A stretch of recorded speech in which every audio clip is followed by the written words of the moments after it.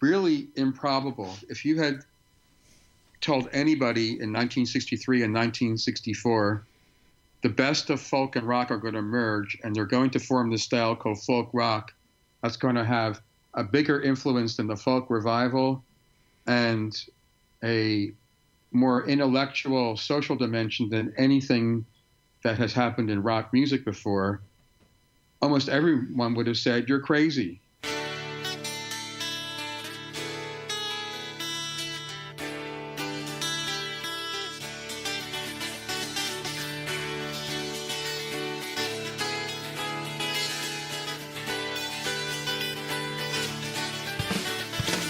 Welcome to the Better Each Day podcast radio show with Bruce Hilliard. Today and every day, reaching out for innovative ideas in every way.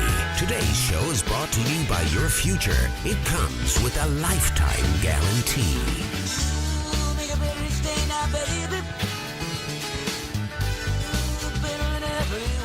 All right, my favorite topic. From Newport, Rhode Island to San Francisco, from pre-60s folk music as it morphed into the 60s. Author Richie Unterberger defines folk rock at its best. I hadn't finished his book, Jingle Jangle Morning, at the time of this interview, but I did live through the era, and I listened to these songs like the fanatic I was. Songs like Blowin' in the Wind, Abraham Martin and John, Clear to Sweet Judy Blue Eyes. He talks about society and artists and their interaction that define an era.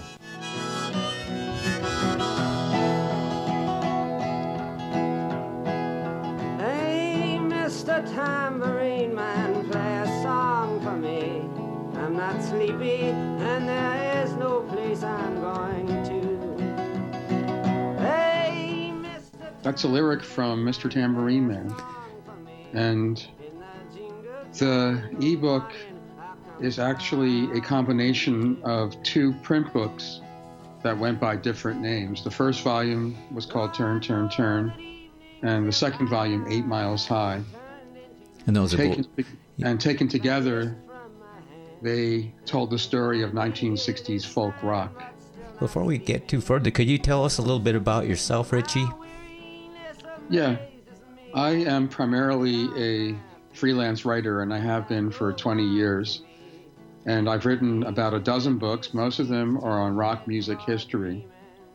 Besides the Jingle Jangle Morning book, which covers 1960s folk rock, I've also written books on the unreleased Beatles music and film, their rare material, books on the Velvet Underground, on The Who in the early 1970s. I have done coffee table books, the text for coffee table books on Bob Marley and Fleetwood Mac. And I've written about overlooked groups and solo artists in my book, Unknown Legends of Rock and Roll and Urban Spacemen. Those are the majority of the books that I've done. I think those are the most significant. Beautiful. And I will feature those on my website in show notes. You live in San Francisco? Yes. You start out way back with the Newport Folk Festival, back when Dylan went that electric. serves as an introduction of the most notorious incident of folk and rock combining in the mid-1960s. But after that introductory chapter, the coverage of the book starts with the folk revival of the late 1950s and early 1960s. Now, I want to emphasize, because some people see folk rock in the title and they think it's a book about folk music, about Peter, Paul, and Mary, and Dave Van Ronk and people like that.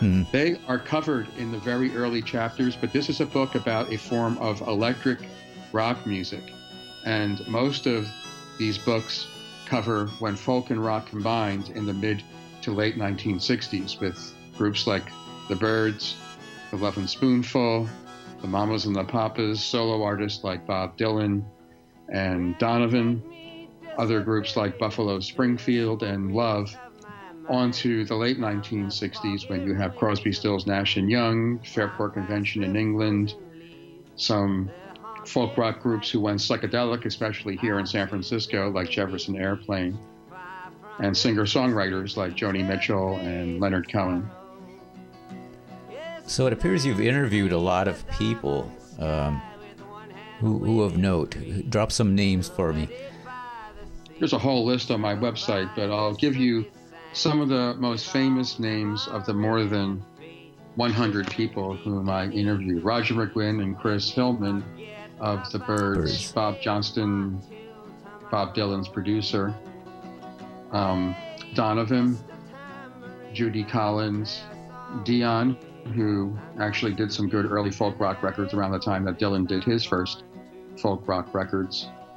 And Jack Holtzman, who ran Elektra Records, who signed a lot of the early folk rock artists. And Richie Furay of Buffalo Springfield. But although it's great to have some of those high-profile figures, I also interviewed quite a few musicians who aren't so well-known, who made important contributions, and also people behind the scenes who were important, who have really interesting memories from that time, like record label owners, but also producers and session musicians, journalists, sometimes people who were just in the audience, and fans. And the print editions of the book came out 15 years ago. So the great deal of these interviews that you see used in the ebook version happened in the early 2000s, although when I've had the occasion to do some interviews since then, I've used some additional material in the ebooks. For instance, I was not able to interview Dion for the print books, but I was able to interview him 6 months ago, and some quotes from him are in the book, including his memories of Abraham, Martin, and John, which was his big folk rock hit in 1968. Roger McGuinn, what I read about him in there is he's talking about the influence of the Beatles and the backbeat, and he brought in the Rickenbacker 12-string guitar, and it's extremely notable sound, I guess, of the Byrds. But that was my first experience with folk going electric, not even knowing what I was listening to, which brings me to the next thing, but which is genres. That's tough to write a book with mutating genres, if you will. How do you go about doing that without, stepping over the line or creating your own? Well, luckily, folk rock was popularized as a term pretty quickly in the middle of 1965 when the Byrds had the first big folk rock hit with Mr. Tambourine Man. Even though the term was really coined by the industry, as far as I could tell, the first prominent use was in Billboard magazine, the leading music trade magazine. It was very quickly used to refer to all of those artists that I have just mentioned. And I think all of them fit that very well to varying degrees. When I interviewed Roger McGuinn, he even said, that wasn't a term that we would have, come up with on our own, but it was fairly accurate. We took a lot of our experiences as folk musicians, and we took a lot of rock, especially from the Beatles when they became very big in 1964.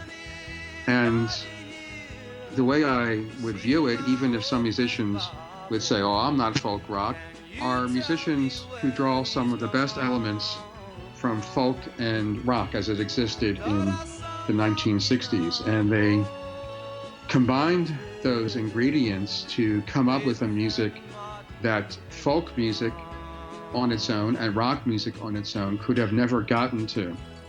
I really loved the first decade of rock music, but it didn't have the lyrical sophistication and the musical experimentation that characterized the best folk rock. And folk music, even though with the folk revival it was reaching a peak of popularity, did not have the power and the muscle, but also even the melodic invention and the textural richness of rock music, especially when the Beatles emerged with the British invasion to introduce a whole explosive range of possibilities to rock music. And I wouldn't take the position folk rock was the best style of rock music. I think it was one of the best styles, but it was extremely important in developing the form of rock to a more sophisticated, poetic form of art, I think. The Doors got pigeonholed into as a rock band, but gosh, were they what, beat poet or poetry or jazz, or what were they? You know, that's an example of what do you call it? You know. Yeah, and I should say I'm a really big Doors fan, and they're not covered in the book because they combined really interesting elements, rock, but also blues, some jazz, some classical music, and also a sense of bohemian poetry and beat literature in the lyrics. They were really the first example in the United States, I think, of a major act using more interesting lyrics than the romantic conventions of rock's first decade, who did not draw a lot from folk music. They knew about artists like Dylan and like artists like Dylan, and they knew about the form of country blues, acoustic blues, but they were not among the foremost elements in their mix. And I'm not saying that as a criticism, it's just not something that they were drawing from really prominently. Yeah, I threw that as an example of pigeonholing a band to say they're of this ilk, they're of this genre or whatever. But yeah, I totally understand what you're saying. I would call them psychedelic. Psychedelic? A psychedelic group, especially in their early days. The Killer Awoke at Dawn. This book went through just a bunch of names, and this is what I found interesting. I haven't finished it. There's no way. It's a huge work, and wow, I tip my hat. But it was like a bunch of names, and you helped connect the dots for me, and that was really fascinating to see who worked with who and whatnot. So going into 65 and beyond, what would you say were the most important bands? And the most important by far, I think, were the Byrds, because they were the first group to use the approach of electrifying, well, I should say basically taking the best of the Beatles and Bob Dylan. None of the 5 original Byrds were folk stars like Dylan already was by 1963, 1964, but they were very experienced as folk performers, except maybe the drummer, Michael Clark. And at first they just wanted to be the Beatles. Everybody loved the Beatles. You know, maybe some of your parents didn't, but tens of millions of people in the United States loved the Beatles. And a lot of young musicians who grew up with rock and roll but had been playing folk music for the last 5 years when they got tired of rock wanted to get back into electric music, but this time not just as listeners and fans, but as performers. But even if the initial impulse was to be like the Beatles, as you hear on the Byrds' first recordings before Mr. Tambourine Man, there was a lot of folk already in their blood from their professional experience, and they brought a lot of their mastery of acoustic instruments and their folk harmonies and their lyrical consciousness with them.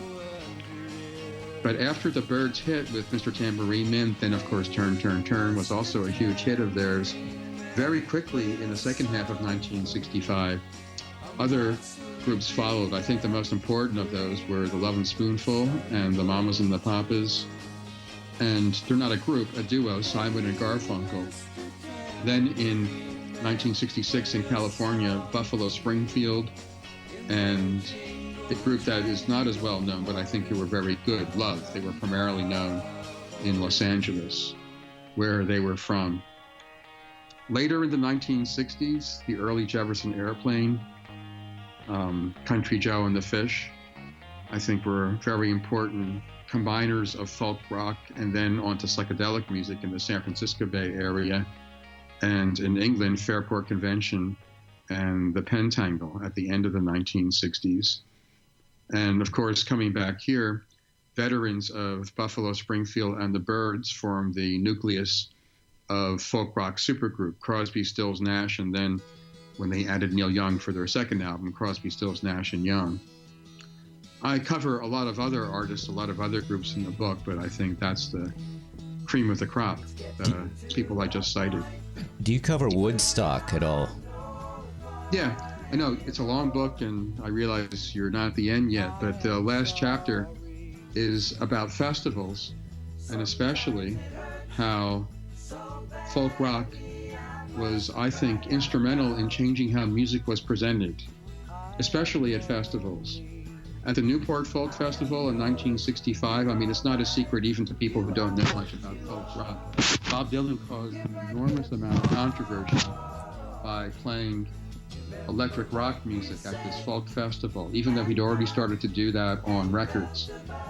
And there's still controversy about the crowd's reaction, but at least some people booed, some people cheered. It was a mixture. And there was some indignation on the part of some serious folk fans about whether it was appropriate to even play rock music, especially if you had been a folk musician. By the end of the 1960s, just 4 years later, this was largely a non-existent issue. I think in live performance, both the festivals but also the audiences were much more open-minded and tolerant of mixing music, whether you had folk and rock on the same bill, but also if you had some folk rock acts and some hard rock acts and some soul acts on the same bill. As long as it was good, people were like, well, let's just have everything. And the same attitude spilled over to the performers. Crosby, Stills, Nash & Young, for instance. Within the same performance, you might see some hard rock like Down by the River, and you might also have a wholly acoustic performance of a song like Sweet Judy Blue Eyes. On some songs, you might just have Stephen Stills playing acoustically alone, or Neil Young playing acoustically alone. On other things, like Neil Young's Southern Man, you'd have this long, almost hard rock jam, electric jam. And it wasn't an issue like, should they be playing acoustic? Should they be playing folk? Should they be playing folk rock? Should they be playing electric at all? Audience wanted to hear everything, and the musicians wanted to have that freedom to explore everything, no matter whether it was low volume or folky, or brought in some Indian music or reggae music. Everything was available, and I think that really was a plus and remains a plus in experiencing music. That's still a big part of folk rock's legacy more than 50 years later. We have a big free festival here called Hardly Strictly Bluegrass, in Golden Gate Park. It started as a bluegrass festival 15 years ago or a little more, but very quickly it became something where you could hear almost anything. It's more folk music than most festivals, but it has rock, it has even some jazz and world music and funk. And I think audiences really appreciate that. And if you don't like one of those musics, well, you just don't have to go to it, but you don't take the attitude as some folk purists were back in 1965, that it's an outrage and that it's a commercial sellout to be playing electric rock music. You can play anything now. It seems that's always the case. Some of my favorite songs ever came out of that era, and I hear young people that say, oh, yeah, I'm familiar with that because my parents played it. I hope it conveys how much enormous change happened in 5 years and how on many layers I believe it was fascinating. You had this combination of styles which was really improbable. If you had told anybody in 1963 and 1964 the best of folk and rock are going to merge and they're going to form this style called folk rock that's going to have a bigger influence than the folk revival and a more intellectual social dimension than anything that has happened in rock music before, almost everyone would have said, you're crazy. Because the folk audience kind of hates rock and roll, and the rock audience hardly even knows about folk music, and they don't care. And it's proof among, many styles that I could examine, but it's proof that you can't predict popular culture, and you can't plan these things. You couldn't plan the British invasion either. That's a different issue, kind of. Really improbable. If you had told anybody in 1963 and 1964 the best of folk and rock are going to merge, and they're going to form this style called folk rock that's going to have a bigger influence than the folk revival and a more intellectual, social dimension than anything that has happened in rock music before. Almost everyone would have said, you're crazy. Music can really not just reflect social changes that happen in a very short period of time and very unexpected positive ones, but can also help enact those social changes by creating this kind of canvas where performers can develop in ways that are their audiences and that they themselves don't expect, and also that the audience doesn't expect at all, and the performers and the audience grow together. And, you know, it would be glib of me to say, oh, and so that could happen right now, you know, in these dire times that we're living. All we got to do is kind of think hard and create this stuff, and it'll happen. You just can't do that. But it does give you hope that things like this can happen, not just in music, but in artistic endeavors and in life itself. And I also think, you know, even though that initial explosion of folk and rock, when Bob Dylan and the Byrds, they were the most important artists in bringing these styles together, it's really interesting to me how it didn't stop there. It wasn't like we've got this great style of music, now we'll just keep with this formula and keep doing this for the rest of our careers. They very quickly, the best folk rock artists, moved on to bring in psychedelic elements, Indian music, free jazz, experimentation with electronics, much longer songs, concept albums, confessional singer-songwriting, all of this other stuff. And I don't see that as like a departure from the initial impulse of folk rock or even the folk revival. I see that as a natural continuation. A lot of these young musicians, before they went into rock, they were attracted to the folk revival because there was such an eclectic range of material that you could play and learn. You could hear British Isles folk music, Appalachian folk, country blues, French Canadian music, Mexican mariachi music, all this. Calypso. You mentioned calypso in there, and I forgot entirely about the Harry Belafonte. That wasn't a huge influence, but sure, you could also draw on calypso. Yeah. So they were already combining all these styles of music within the folk revival. Combining folk and rock was a radical step, even more radical than what they were doing in the folk revival. But because they were so hungry to explore things in both music and their lifestyles, they didn't stop there. And they kept bringing in all this other stuff. The Byrds did it very quickly with 8 Miles High. At first, people were like, yeah, they have a great sound, but they're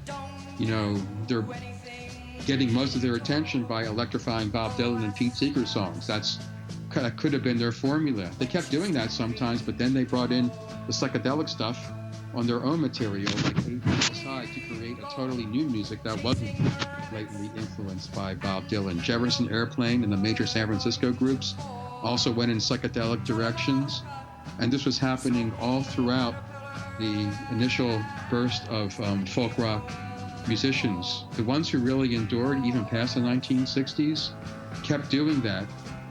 I'll just give you like 3 examples.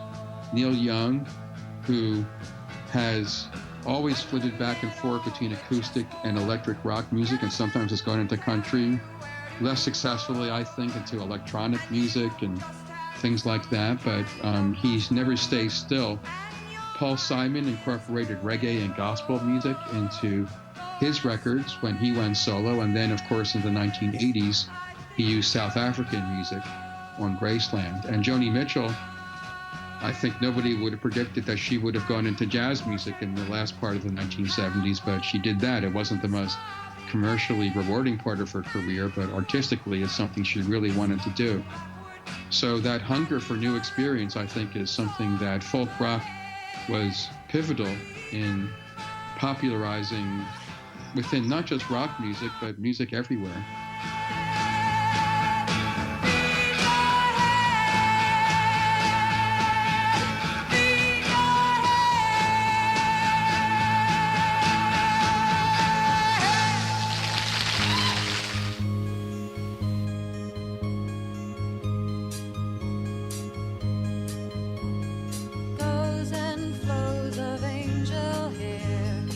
ice cream castles in the air and feathered canyons everywhere.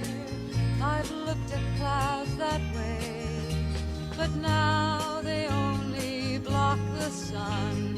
They rain and snow on everyone. So many things I would have done, but clouds got in my way.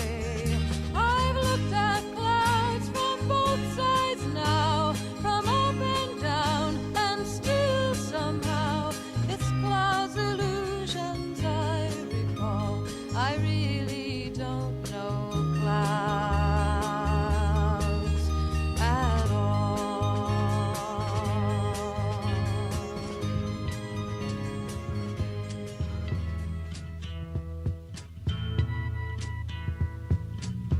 There's something happening here. What it is ain't exactly clear. There's a man with a gun over there, telling me I got to beware. I think it's time we stop, children. What's that sound? Everybody look what's going down.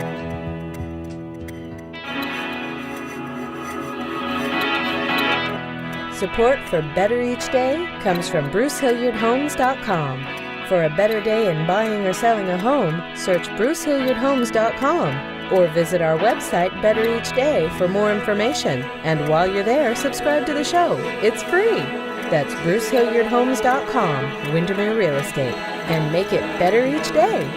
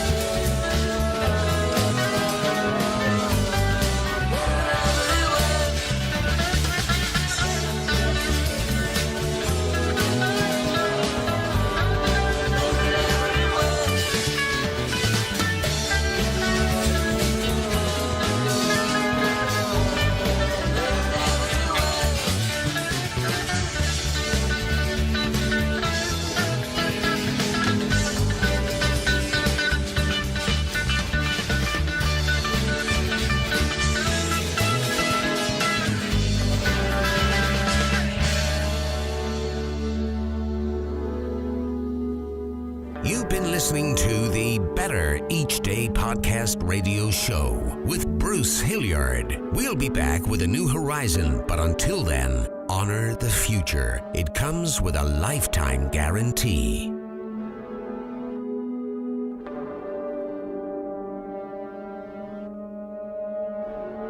And we're all just trying to make the next day a bit better.